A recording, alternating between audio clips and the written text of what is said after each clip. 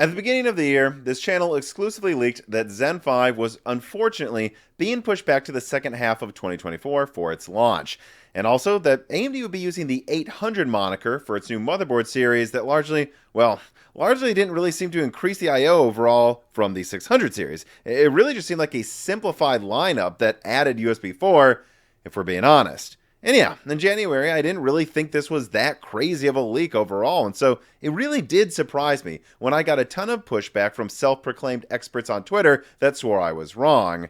Well, until a day later, the managing editor at Tom's Hardware confirmed the info, and then a few days after that, AMD confirmed it officially. And in the past week, it hasn't just been names and release dates from that leak that have been confirmed. Basically, everything else has now, from details for the entire 800 series lineup to 20% higher FCLK clocks of Zen 5 over Zen 4, and even the DDR5 8000 Expo support. So I would hope that tells everybody watching this that you should be taking the sources that got me the Zen 5 info up until now very seriously, and they are still talking to me, and I actually have some new info to leak to you today from said sources before AMD presumably announces everything we want to know about Zen 5 in a couple days at Computex. But first, I do want to point out a few things on a slide that I found extra interesting that leaked from, as usual, Gigabyte this week that had an explicit mention of higher frequencies in Zen 5 over Zen 4, although nothing specific besides that, but I still think that's worth pointing out here, and also a 9600 that had an X missing from it. Now, why would this be? Why would Gigabyte be leaking that there could be an R5 9600 instead of 9600X at launch? Well, I think there's a few reasons. So the first one is it could just be a typo. And I think this is likely given the fact that there are supposedly some slides circulating right now that suggest that it is called the 9600X. However, I do want to throw out the theory that perhaps AMD has circulated slides with slightly off info to expose leakers, and that the 9600, not 9600X, could therefore be real. And it may be lacking the X due to, well, potentially being priced lower than usual for a launch 6-core with Zen 5 this time around. And I really hope that is what's going on here, that AMD is going to launch a 9600 so they can charge maybe $250 for it instead of $300, because I think it's actually long overdue that AMD start dropping the initial price when they introduce 6 cores with every generation moving forward. It's been a long time since they've been charging $300 for 6 cores. I think it's time to move on from there. And in fact, I might also suggest, and this is just speculation, that perhaps AMD would launch a 9600, again, below $300 without the X on it, because they are preemptively leaving room to put a 9600 X3D, a V-Cache 6-core in the $300 to $350 region, and they want to leave room for it there. In fact, if you look at both of the leaks that are out there right now, both from somebody on Twitter and also from that Gigabyte leak, you can see that there is obvious room being left for a 9800 X3D above the 9700X and below the 9900X. There is no 9800X listed right now in any little leaks coming out. And seeing these obvious preemptive for X3D gaps in the rumored Zen 5 lineup does make me wonder if AMD is about to do something really smart with how they segment their Zen 5 lineup to combat Arrow Lake. And it brings me actually back to a prior conversation I had with James Pryor, who was a senior product manager at AMD on a Broken Silicon, about what AMD should do to combat Intel's increasing core counts in their i5 and i7 tiers. And I said, you know, if you look around online, a lot of people are saying that AMD is stagnating when it comes to core counts, that they haven't raised desktop core counts since Zen 2. Isn't it about time AMD puts an 8-core at $250 and a 10-core or something at $330? And James had a really interesting point. He said you might be able to find a vocal minority online that's really vocal saying AMD needs to raise core counts in the mid and lower range. But if we're being honest, if we look at Amazon best sellers, and I'll put up the recent ones right now, you can see that it doesn't really seem like people are begging for more than 8 cores. And in fact, even the best-selling Intel CPUs tend to be models with little to no E-cores, suggesting that despite all of Intel's marketing, even after all of that marketing, when people do decide to buy Intel, they still seem to almost be avoiding E-cores like the plague. And James suggested, what do you think would sell better at $300 if AMD put like a 10 or 12 core at 300, even if some of those were C cores, like they stripped down Strix and tried to make that work at a cheaper price point? Or do you think more people would get excited if AMD just put Vcache on a 6-core CCD and sold that for 300? And that episode, my eyes lit up because I realized that I think most of you, if you were looking at a 6+4 or 6+8 Arrow Lake i5, what would really make you want to choose the AMD counterpart probably isn't 10 or 12 cores, with some of those cores being weaker. It would be if you could get a 6-core with X3D. And I just can't help but hope that if the 9600 thing from that Gigabyte leak is correct, that AMD is leaving room to do that, because that is what I believe most people shopping for a $300 CPU want. They're not looking for a ton of threads. If they were, they'd be spending way more. No, they're looking for the best mixed workload in gaming performance, and it's probably just cheaper for AMD to throw Vcache on a 6-core than it is to give you 2 CCDs at that price point. Although remember that what I just said, that's speculation. I haven't been told directly by a source that there's a 9600 X3D coming to the $300 price point, nor that it is definitely that there is a 9600, not 9600X, to be priced at $250.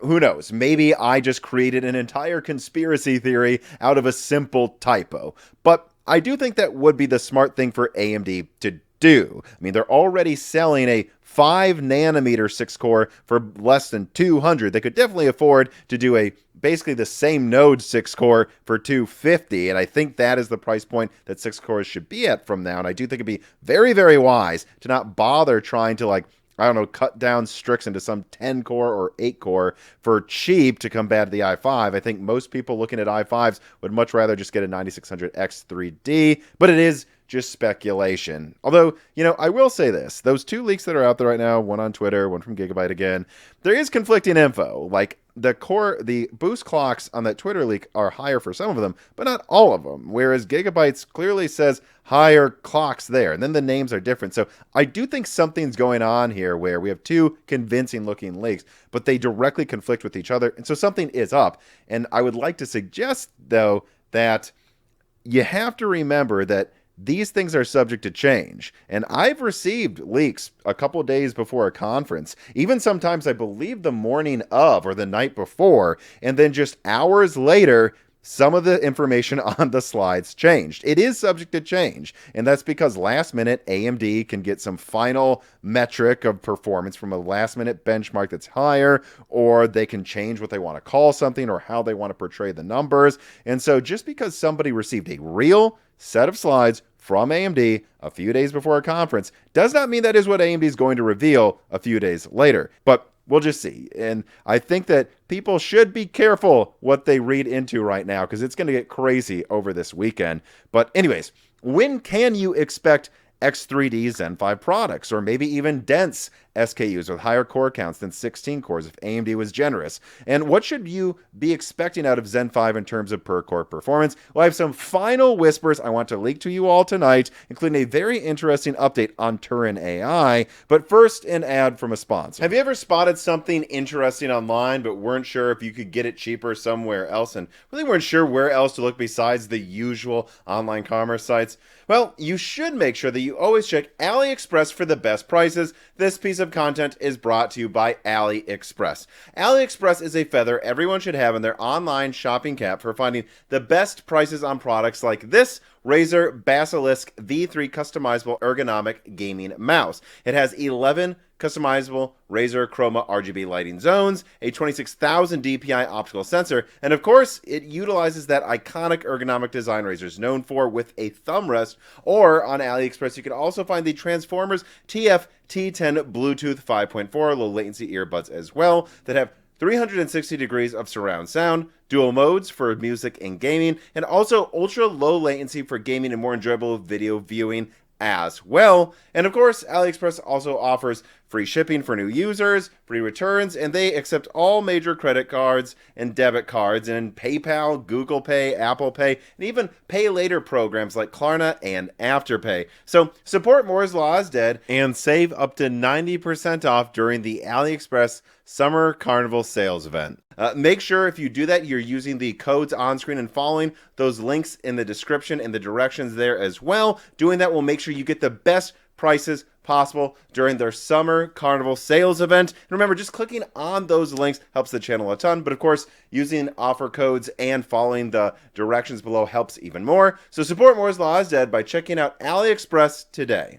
All right, so let's not waste any time. Let us get right to the pre-Computex leak. Now, both of these sources are from people at AMD, and the first one says that if we're talking specifically about IPC, then this person has no last-minute updates to the numbers that I've been leaking when it comes to strictly calling it IPC since 2023. The only thing this person wanted to add is that IPI, or inter-processor interrupt, was improved by around 15%, and inter-chiplet communication has been greatly improved with Zen 5. Additionally, this person has recently seen a single-threaded AVX512 benchmark that had Turin performing around 30% better than Genoa, but that single-threaded AVX512. So overall, this person would suggest to me that multi-threaded workloads will perform above average, above what you might traditionally call IPC, and that average AVX workloads could be incredibly impressive, and you should expect a couple outliers that are absurdly large performance gains over Zen 4, and that games should get an above average uplift, especially any games that need more than 8 cores, as the inter-chiplet communication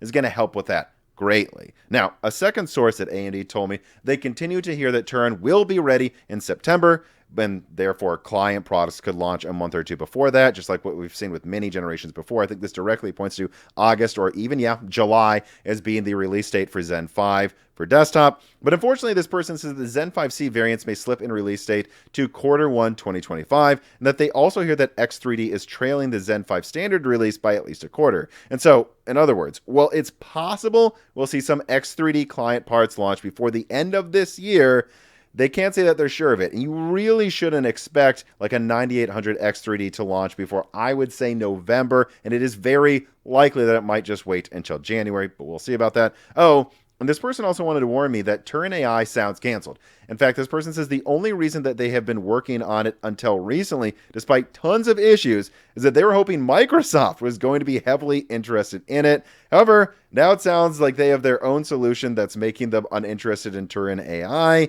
And so the Epic AI concept might be revived for Zen 6, but until then, it kind of seems like it's just being put on the back burner. And actually, for those who have forgotten, Turin AI was something that I first spotted on a roadmap I leaked over a year ago, and then gave further details on in a follow-up video a month later. Yeah, it sounds like that's canceled. I don't have really that much to say about it, except that I find it sadly a bit funny. Every time AMD's working on something for Microsoft, Microsoft acts like they're going to use it and then screws AMD over. I really don't know how many times we're going to watch this happen. I mean, Van Gogh, which is what was actually ended up being used eventually in the Steam Deck. There's a reason the Steam Deck launched the year it did, still using Zen 2. It's because that was supposed to be a special APU for Microsoft Surface that then got put on the back burner and offered to Valve when they said they were trying to make a handheld. So at least Valve bought that up, but it doesn't seem like there's any customers biting on Turin AI after Microsoft is abandoning that. And so, yeah, I do have to say, though, it actually does surprise me that Turin AI is canceled, even if Microsoft's screwing AMD over again, because I have actually been saying on Broken Silicons for a while now that it kind of sounds like Turin AI might be canceled. But I think there was always a part of me that deep down thought, why would they cancel the buzzword version of Turin? AI is everywhere right now, if you ask Pat Gelsinger. So, I don't know. It seems a bit surprising to me, and I guess I can't. There's still a part of me that wonders if I'm going to look like an idiot in a couple of days when AMD still announces it. But at least right now, I'm hearing it's canceled. And actually, let's now take that roadmap that I leaked over a year ago and mark it up with what I've been hearing recently, just to give you some visualizations of what's going on here. And we can see that, Turin Classic is still pretty much on track, but it sounds like the client versions of standard Zen 5 are what are delayed, whereas Turin Dense has been actually quite largely delayed from where it was supposed to be. And so I would say it's incredibly unlikely we see any special editions of desktop Zen 5 that use any dense Zen 5C CCDs until, I don't know, November or December, but that it's plausible they could do it then, even though I am technically hearing, of course, Q1 is when it's coming out, people. And that also Turin-X, based on where this is at the roadmap, I would suggest that also looks to me like maybe we could get some like kind of paper launch in Q4 as well. And all of this is pointing to, I think, a plausible scenario where, look, To be fair, I think it might just be standard Zen 5 this year, but I think it's plausible that we see something play out like what happened with AMD with Zen 2, where they had an initial lineup that came out in July of that year, and then the more impressive special products came out near the end of the year in quarter 4. So, whether it's using X3D or dense CCDs, which, to be honest, it's up to AMD if they ever launch dense CCDs, if they're not threatened by Arrow Lake, those might never ever come out. I've already been told they could have launched, by the way, Zen 4C products a while ago. They're just choosing not to. I have no proof they ever will, but I hope they do. And honestly, I'll say this. Whatever they are going to launch after the standard Zen 5, whether it's just X3D or dense models or a combination of both, I personally believe AMD should announce all of it, the entire Zen 5 lineup, at Computex. And here's why. When Zen 4 initially launched, I don't know if you guys remember this, sales were not spectacular. They didn't really get off the ground until AM5 motherboard prices started going down and AMD was giving away DDR5 sticks at Micro Center. But despite what some people think, I don't actually think that the X3D factor was as large of a reason for people not buying Zen 4 when it first came out as a lot of people might think. You see, I don't think the issue was that people were waiting for X3D. I think the issue was that AMD hadn't technically announced Zen 4 X3D, but we all knew it was coming, nor which models would get it, nor what the price would be. I have a theory that if AMD at Computex announces the entire Zen 5 lineup that's coming out this year, but then also says, here we also have the 9600 X3D, 9800 X3D, 9960 X3D, or whatever they want to call it at the very top there, I have a theory that if they would just announce them early and announce their pricing early and tell you, hey, we have the standard ones coming out in quarter 3 and the special ones coming out in quarter 4 and quarter 1, that people would actually not be dissuaded from buying. The thing that dissuades people is doubt and just not really knowing. But if you know, oh, okay, there's this 16-core like 650. In the future, there will be some special X3D, maybe dense variant with extra cores for $800 or $900.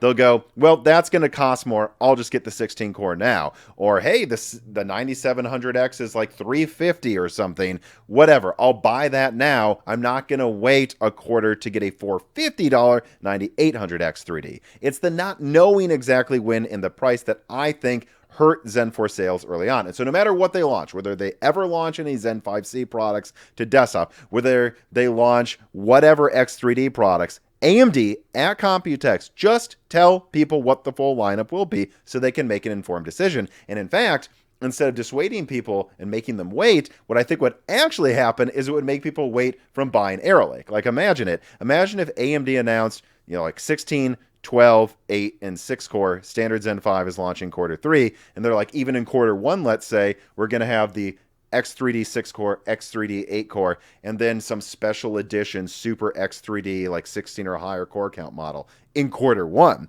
What I think that would then make people do is go, well, I'm not going to buy Arrow Lake yet until I see how good the X3D versions are, and I know what they're going to cost and when they're coming out, so why don't I just wait a few months? AMD, come on, this is the right thing to do. It's the smart thing to do. And after that, I don't have that much else to say, although I guess I'll make one more statement here about Zen 5 performance before Computex, and that's that, at least from people that I've been talking to that I know at AMD, people that I've worked with for years that have gotten me tons of legendary leaks, many of which have been proven correct this week, and were recently proven correct with regards to like Zen 6 core counts. These people are still being told and still have seen similar IPC numbers to what I've been leaking since last year. So whatever AMD claims, just know at least the engineers at AMD, what they count as IPC is what I've leaked. And there's a lot you can do to wiggle around IPC, as I've outlined in a recent video you should check out if you want more details on. It's really not an exact science anymore. But just because IPC is a certain number doesn't mean other apps and usages won't get way higher than the IPC in terms of performance gains. But otherwise, all I can say is literal roadmaps at AMD are saying stuff like this. And if AMD says something else, That's not what their engineers were telling people higher up at AMD up until now. And I still think those numbers, though, that AMD engineers are seeing are very impressive. So I still think it is very exciting. And, well, I can't wait to talk about it more in upcoming pieces of content about Computex. Make sure that you are subscribed to the Moore's Law is Dead YouTube channel and ring the bell button. Share this video, comment down there for the algorithm. You're not going to want to miss the upcoming content out of this channel. There's going to be a ton over the next 7 days. And in addition to that, consider supporting us on Patreon. If you do it even just the lowest tier, you get access to the Discord. You'll be able to ask guests questions, and you'll get access to a catalog of hundreds of episodes of Die Shrink, which are just hour-long videos, never with ads. One just came out yesterday about Call of Duty and what it will do or not do to help Game Pass's success with Xbox. Again, just check that out there. Just $2 a month gets you access to that and hundreds of hours of exclusive content. But no matter what, though, if you made it this far in the video, thank you for watching.